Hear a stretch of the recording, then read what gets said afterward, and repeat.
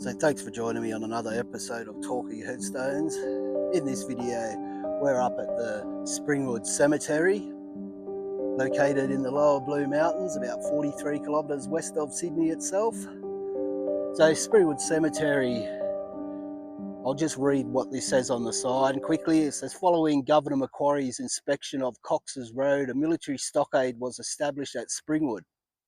It was from this small outpost that the town of Springwood developed. By the 1880s, Springwood had developed into a community that had over 50 students at the local public school, 2 hotels, a post office and a general store. Like many other Blue Mountain communities, the railway line brought a great number of visitors to Springwood, particularly in summer. As a result, the development of Springwood, the cemetery was surveyed and dedicated in November 1886. It is of a typical 19th century layout, and denominational divisions were reflective of the population at Springwood at the time. The earliest burial undertaken at the Springwood Cemetery was of Catherine Walker in December 1887, Anglican Row, F grave 8081. The cemetery was originally managed by a number of trusts generally operating for particular denominational area. Blue Mountain City Council assumed the care and control of the cemetery in 1967. So the oldest grave at Springwood is Private Francis Smith, which we will go and have a look at. So I won't talk too much about him. And other significant graves are of Norman Lindsay, which we'll have a look at as well. Also William Curtis, he was a judge, as this car goes by. So we're going to have a walk around. I've also got a friend here, which I'll go and try and find as well. So sit back, enjoy a bit of history of who's at Springwood Cemetery and of the lower Blue Mountains in New South Wales, Australia.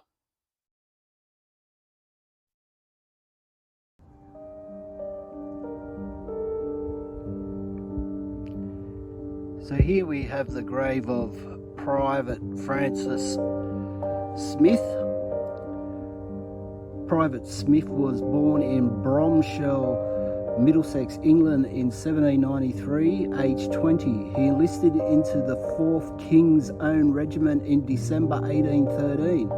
Private Smith saw active service in the American Wars, 1814 to 1815, and as part of the Army of Occupation following the Napoleonic Wars in 1816. Private Smith's unit also saw garrison duty in the West Indies between 1819 and 1827. Private Smith arrived in Australia in 1832 as a convict guard on the ship Catherine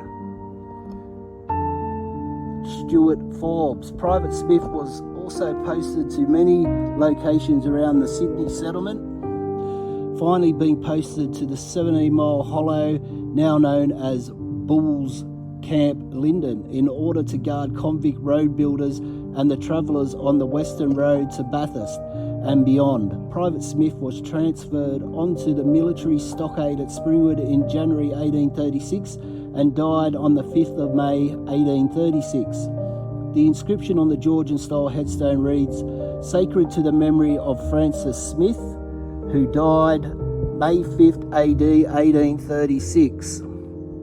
Aged 45, having served for 25 years as a soldier in the HM, His Majesty's 4th, the King's Own Regiment." At the time of his death, Private Smith was survived by his wife Isabella and his daughter, also named Isabella, who were born in Sydney and was aged 3 when her father died. Nothing is known of what happened to either Private Smith's wife or daughter following his death. Private Smith's age, as inscribed on the headstone, is incorrect. He was 43 at the time of his death and served in the 4th King's Own Regiment for 23 years. Private Smith's grave was relocated from the stockade site after the Springwood Cemetery was opened in 1886. Unfortunately, over the time, headstones has weathered and been vandalised. Parts of it are no longer eligible.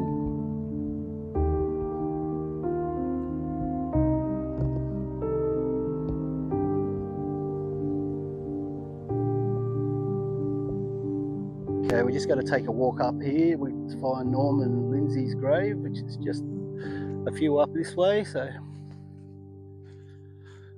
we'll go up and have a look at his grave. So here he is. So here's Norman Lindsay, the prolific artist, lived in Springwood, made famous by the movie Sirens with Sam Neill, Elle Macpherson, Portia de Rossi, Kate Fisher, that's her name. She goes by something else weird now, like kombucha or something, but anyway, made famous by that movie. So this is his grave. Died 1969 and born in 1870 died. So Norman is most well known for his painting of the crucified Venus in 1912. He also done a lot of nude statues, which you can see around his property at Falconbridge, the Norman Lindsay Gallery, which we're going to have a look at. So he's known for his paintings, his pen work, his paintings in water and oil, and his sculptures either in concrete or in bronze. So it's a pretty basic headstone for someone that was pretty far out there for his time.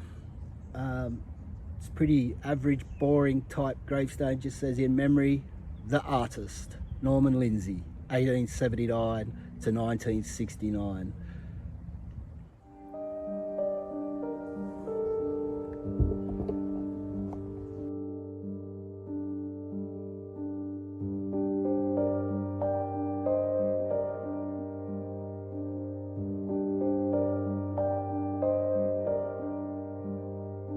Okay, so we've just walked over to the Anglican or Church of England section to find the oldest grave that's here, which is what we're looking at now.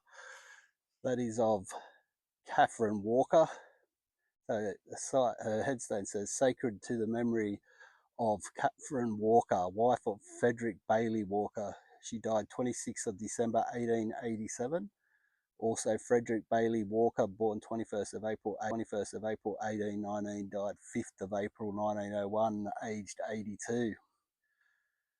So on the sign over there where I did the introduction, it says that this is the oldest grave, but the earliest burial, but the oldest grave is of the what's his name? I can't remember now. The guy that was in his Majesty's 4th Regiment. So this is the earliest grave in Springwood Cemetery, that of Catherine Walker. So we're going to leave the Anglican section and we're going to walk on down to the Roman Catholic section to see whether we can find the grave of William Curtis, the Judge Curtis, another prominent figure buried here at Springwood.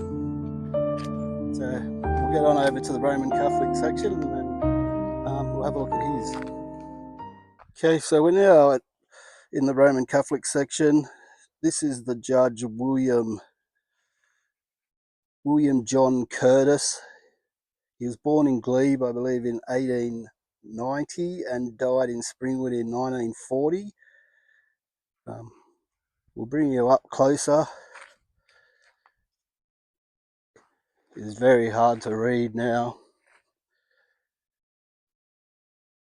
It's all cracked. All the writing is fallen off. So that's William Curtis, the judge, Judge Curtis. He's next to Thomas Bowden. He was in the Australian Imperial Forces.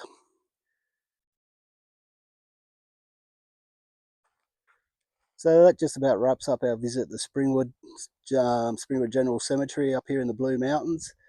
Hope you enjoyed this. We've had a look at Norman Lindsay. We've had a look at Catherine Walker, the Judge Curtis.